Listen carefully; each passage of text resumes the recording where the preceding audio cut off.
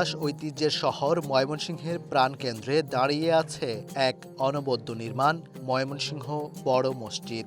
শতাব্দীর ইতিহাস বুকে ধারণ করা এই স্থাপনা শুধু ধর্মীয় ইবাদতের কেন্দ্রই নয়, শিক্ষা ও মানবিকতার এক অভেদ্য কেন্দ্রস্থল।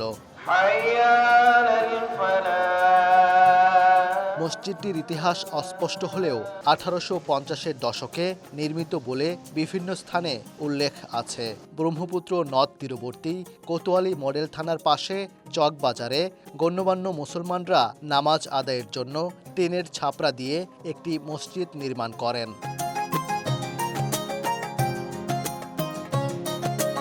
1935 সালে বেঙ্গল ওয়াকফ অ্যাক্টের অধীনে মসজিদটি পাবলিক এস্টেটে পরিণত হয়। 1.9 একর জমির উপর নির্মিত 3 তলার সুরম্য স্থাপত্য এই বড় মসজিদ, যার দৈর্ঘ্য 105 ফুট ও প্রস্থ 85 ফুট। প্রতিটি তলায় 18টি করে কাতার রয়েছে। প্রতিটি কাতারে শতাধিক মুসল্লি নামাজ আদায় করতে পারেন। ঈদ ও বিশেষ রজনীগুলোতে প্রায় 10,000 মুসল্লি এখানে নামাজ আদায় করেন। আমার জানা মতে মুঘল আমলে এই মসজিদ তৈরি হয়, তখন একটা ছাপরা মসজিদ ছিল। তো অনেক দূর দরাজ থেকে আসে মানুষের জুম্মা পড়তো এখানে।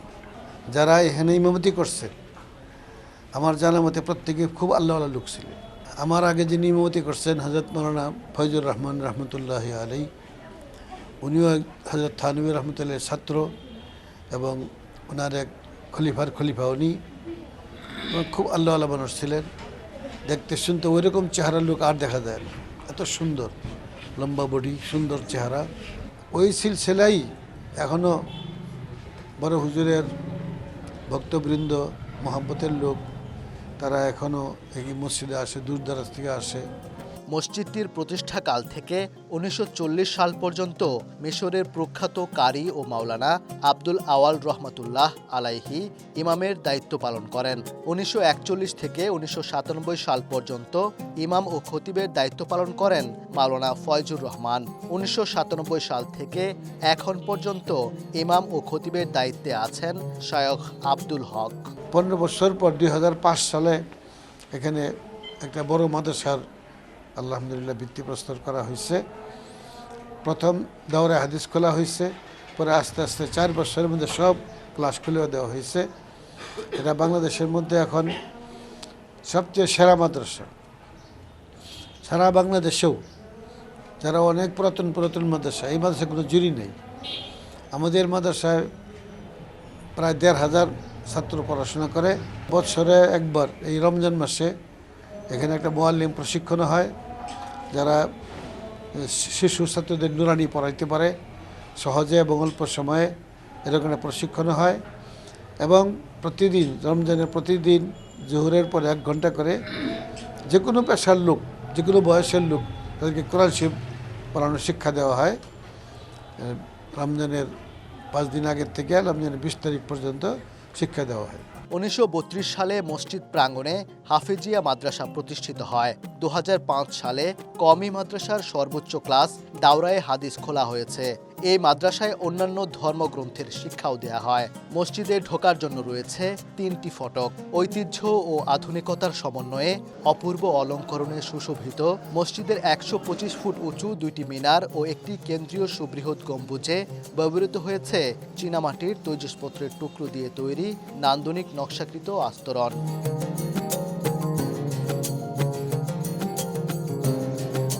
মসজিদের প্রবেশ মুখে রয়েছে জল কেলিরত মাছের শোভামণ্ডিত স্বচ্ছ পবিত্র পানির 2টি হাউস ও আলাদা অজুখানা। ভেতরে মূল্যবান মোজাইক পাথরের মেঝে, দেয়াল জুড়ে শ্বেতশুভ্র মনোরম টাইলস, সুদৃশ্য ঝাড়বাতি, অত্যাধুনিক শব্দ নিয়ন্ত্রণ ও তাপানুকূল ব্যবস্থা। অনেক মানুষ ভরপুর, মুসল্লি, নিচতলায় ভরা, দোতলায় ভরা, মানুষ বেশি হলে সবে বেশি পাওয়া যায়। এই জন্য আমরা পড়লাম বড় মসজিদ আসছে অন্য একটা কাজের শহরের। শুক্রবারে এমন লোকই হয় যে যেন অন্তত 7 পর্যন্ত মুসল্লি ভরে যায় একটি কারণেই যে ওনাদের সবার ভালো লাগে এবং মন ভরে যায়। ঐতিহ্যবাহী এই বড় মসজিদ, আমরা এখানে মূলত নামাজ পড়তে আসি। একসাথে ভ্রাতৃত্বর বন্ধনে অনেক মুসলমান একসাথে আসে, উপস্থিত হয়। বিশেষ করে মাদ্রাসার যে সম্মানিত বড় হুজুর আব্দুল হক সাহেব হাফিজাহুল্লাহ, উনি অত্যন্ত বুজুর্গ মানুষ, আল্লাহর প্রিয় বান্দা। ওনার পিছনে নামাজ পড়লে আলাদা একটা ভালো লাগা অনুভূতি কাজ করে। এখানে আমরা পড়াশোনা করি, আমি এখানে পুরাতন ছাত্র।